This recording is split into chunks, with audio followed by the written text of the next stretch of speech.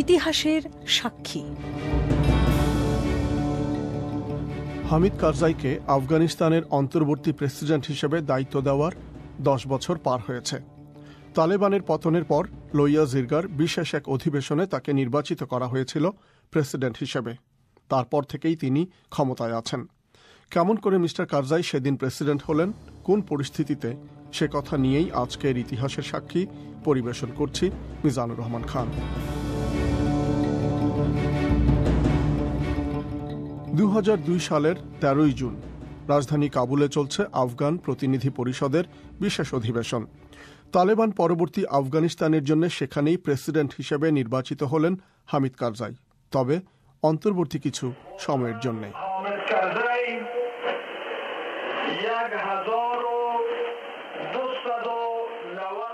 আকর্ষণীয় ব্যক্তিত্ব, মার্জিত আচরণ আর অনর্গল ইংরেজিতে কথা বলতে পারেন এই নেতা।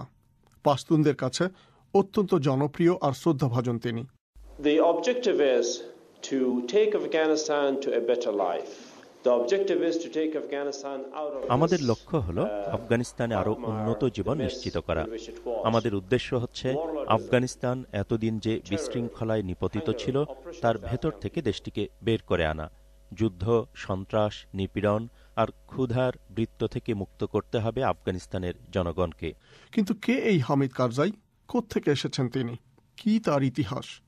হামিদ কারজাইয়ের ঘনিষ্ঠ আর পুরনো যত বন্ধু আছে তাদের একজন জিয়া মোজাদেদি। তাদের দেখা হয়েছিল 30 বছর আগে পাকিস্তানে।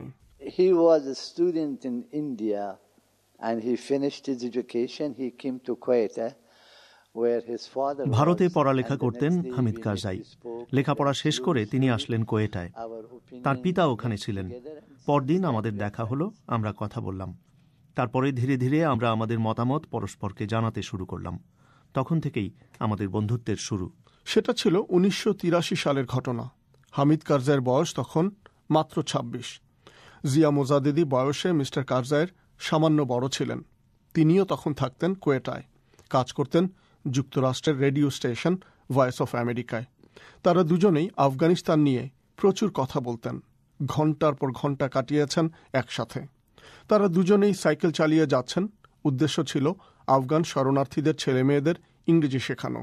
Every day from 4 to 6 we would go to Pakistan American Cultural Center which was about a mile. প্রত্যেক দিন বেলা 4টা থেকে 6টা পর্যন্ত আমরা দুজনে যেতাম পাকিস্তান আমেরিকান কালচারাল সেন্টারে। আমাদের বাড়ি থেকে ওখানে যেতে সময় লাগতো 1.5 ঘন্টা। একটা সাইকেলে করে যেতাম আমরা দুজন। কখনো হয়তো আমি পেছনে বসে থাকতাম আর সামনে বসে ও পেডাল মারত। হামিদ কারজাইয়ের পিতা আব্দুল আহাদ ছিলেন প্রখ্যাত এক ব্যক্তি। পপুলজাই গোত্রের নেতা ছিলেন তিনি। পাশতুনদের মধ্যে বৃহত্তম যে দুটো গোত্র আছে তার একটি এই পপুলজাই। আফগানিস্তানের ইতিহাসে এই গোত্র থেকে অনেকেই এই দেশটির বাদশাহ হয়েছেন। 1979 সালে সোভিয়েত ইউনিয়নের অধিগ্রহণের আগ পর্যন্ত পার্লামেন্টের ডেপুটি স্পিকারও ছিলেন তিনি।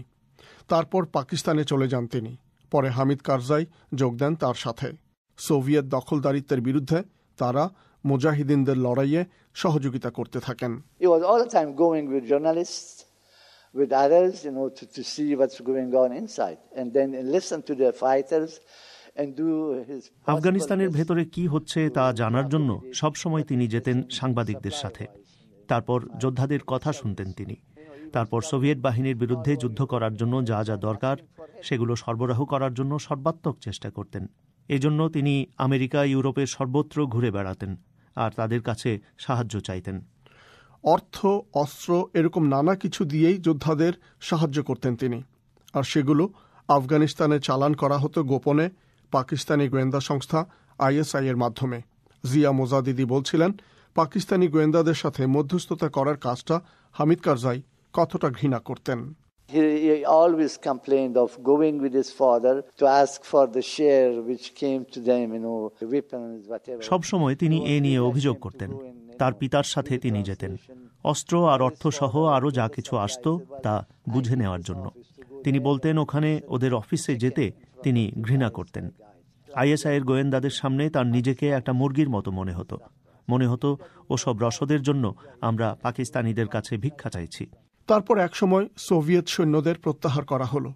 1992 সালে হামিদ কারজাই তার দেশে ফিরে গেলেন। নতুন সরকারে তিনি যোগ দিলেন উপ পররাষ্ট্রমন্ত্রী হিসেবে।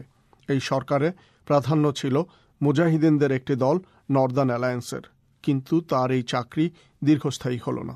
The Northern Alliance didn't trust him because he was pro-king and he was pro-tribal establishment. Northern alliance তাদেরকে বিশ্বাস করত না, কারণ হামিদ কারজাই ছিলেন রাজতন্ত্রপন্থী, গোত্র প্রাতিষ্ঠানিকতার পক্ষেও ছিলেন তিনি।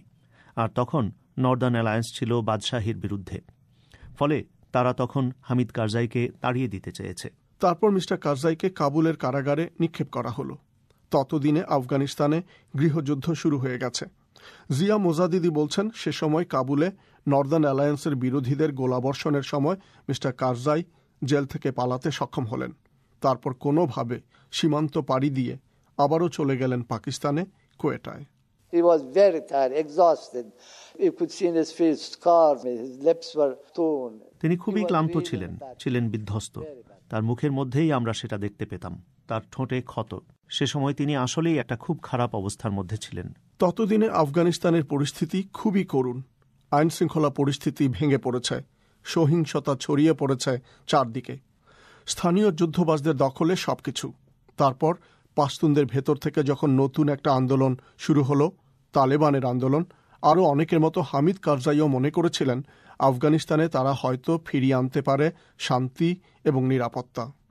He pushed all those commanders which were friends with him to cooperate with Taliban and let them. তার যেসব কমান্ডার বন্ধু ছিল তাদের সবাইকে তিনি বলতেন তালেবানকে সহযোগিতা করতে। তিনি বলতেন তাদেরকে সফল হতে দিন, রাস্তা সহ সব জায়গা থেকে সব দস্যুদের তাড়ানো হোক। 1996 সালের মধ্যেই কাবুল আর সরকারের উপর নিয়ন্ত্রণ প্রতিষ্ঠা করল তালেবান বাহিনী। হামিদ কারজাইকে তারা অনুরোধ করল জাতিসংঘের রাষ্ট্রদূত হতে, কিন্তু মিস্টার কারজাই সেই অনুরোধ প্রত্যাখ্যান করলেন। I think it was through Pakistan that offer was given to him. Had it been from genuine, আমার মনে হয় পাকিস্তানের মাধ্যমে তাকে এই প্রস্তাব দেয়া হয়েছিল। এই প্রস্তাব যদি প্রকৃত আফগানদের কাছ থেকে আসত, তাহলে হয়তো তিনি সেটা গ্রহণ করতেন। তিনি মনে করেছিলেন এটা ছিল পাকিস্তানিদের প্রস্তাব। তারা চাইছিল মিস্টার কারজাই যাতে আফগানিস্তানের অভ্যন্তরীণ বিষয়ে কাজ না করেন, সেজন্য পাকিস্তান তাকে নিউ ইয়র্কে পাঠিয়ে দিতে চাইছে। তারপর তালেবানের ব্যাপারে মোহভঙ্গ হতে লাগলো হামিদ কারজাইয়ের। তিনি বুঝতে পারলেন এটা আসলে সত্যিকার অর্থে আফগানদের দল ছিল না, এর সাথে জড়িত ছিল দুটি শক্তি, আল কায়দা আর Pakistan. Al Qaeda groups are creating camps in Kandahar and Uruzgan and Zabul and all those areas. আল কায়দা গ্রুপগুলো কান্দাহার, উরুজগান, জাবুল এবং আরও অনেক জায়গাতেই ক্যাম্প বসাতে লাগলো। তিনি খুব রেগে গিয়েছিলেন তখন। এই ঘটনায় আমরা সবাই ক্রুদ্ধ হয়েছিলাম। হামিদ কারজাইয়ের পিতা চাইছিলেন বাদশাহ জাহির শাহকে আফগানিস্তানে ফিরিয়ে আনতে, তবে তালেবান আর পাকিস্তান এই ধারণাকে তীব্রভাবে বিরোধিতা করল। তারপর 1990 সালের জুলাই কোয়েটায় মসজিদ থেকে বাড়িতে ফেরার পথে রাস্তায় গুলিবিদ্ধ হয়ে নিহত হলেন হামিদ কারজাইয়ের পিতা। সবাই ভাবল তালেবান তাকে হত্যা করেছে। হামিদ কারজাইয়ের জন্য সেটাই ছিল ঘুরে দাঁড়াবার সময়। পিতার মৃত্যুর পর পপুলজাই গোত্রের প্রধান হলেন মিস্টার কারজাই। তালেবানের বিরুদ্ধে সক্রিয় হয়ে উঠতে লাগলেন তিনি। তারপর 2001 সেপ্টেম্বর যুক্তরাষ্ট্রের টুইন টাওয়ারে সন্ত্রাসী হামলা করল আল কায়দা। তার মাসখানেকের মাথায় আমেরিকা সামরিক অভিযান শুরু করল আফগানিস্তানে। হামিদ কারজাই গোপনে গেলেন দক্ষিণ আফগানিস্তানে তার নিজের গোত্রের লোকজনের কাছে। শোনা যায় সিআইএর দেওয়া স্যাটেলাইট টেলিফোনের সাহায্যে কাজ শুরু করলেন হামিদ কারজাই। লোকজনকে বোঝাতে লাগলেন তালেবানের বিরুদ্ধে রুখে দাঁড়াতে।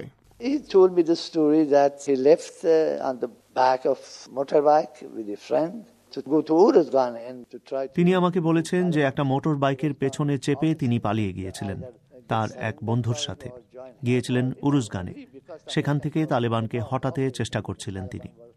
হয় তারা আত্মসমর্পণ করুক অথবা তার সাথে যোগদান করুক। ততক্ষণে আমেরিকা উত্তরাঞ্চল থেকে তালেবানকে প্রায় হটিয়ে দিয়েছে। এরপর তাদের গন্তব্য ছিল কান্দাহার। তালেবান তাকে থামিয়ে দিতে চেয়েছিল, কিন্তু আমেরিকা তাকে অর্থ আর অস্ত্র দিয়ে সাহায্য করল। ডিসেম্বর মাসে তালেবানের শেষ ঘাঁটি কান্দাহারে তাদের পতন ঘটল। তার কয়েকদিন পর শীতের এক সন্ধ্যায় হামিদ কারজাইকে বিমানে করে নিয়ে যাওয়া হলো কাবুলে। তিনি হবেন আফগানিস্তানের অন্তর্বর্তী নেতা। তার 6 মাস পর লোয়া জিরগায় প্রেসিডেন্ট নির্বাচিত হলেন Hamid Karzai. he didn't dream of becoming one day the president. So, he's a fantastic person. As a person, extremely honorable man, honest, honorable. Hamid Karzai কখনো স্বপ্নেও ভাবেননি যে তিনি একদিন আফগানিস্তানের প্রেসিডেন্ট হবেন। তিনি একজন চমৎকার মানুষ, খুবই শ্রদ্ধাভাজন আর সৎ ব্যক্তি হামিদ কারজাই। দুর্ভাগ্যজনকভাবে তিনি একটা ভুল সময়ে ভুল জায়গার দায়িত্ব নিয়েছেন। অনেক সময় তিনি কেঁদেছেন। ব্যক্তিগত আলাপের সময় তিনি প্রায়শই কেঁদে ফেলেন। বলেন, আমি জানি না এই পরিস্থিতি কিভাবে সামাল দিতে হবে। একদিন যে এরকম হবে আমরাও সেটা ভাবিনি। 10 বছর পর যুদ্ধ এখনো থামেনি। দুর্নীতিতে বিপর্যস্ত হয়ে আছে আফগানিস্তান। আর এরকম একটি দেশকে এখনো নেতৃত্ব দিয়ে যাচ্ছেন হামিদ কারজাই। আর জিয়া মোজাদ্দেদি এখন পোল্যান্ডে দায়িত্ব পালন করছেন আফগানিস্তানের রাষ্ট্রদূত হিসেবে।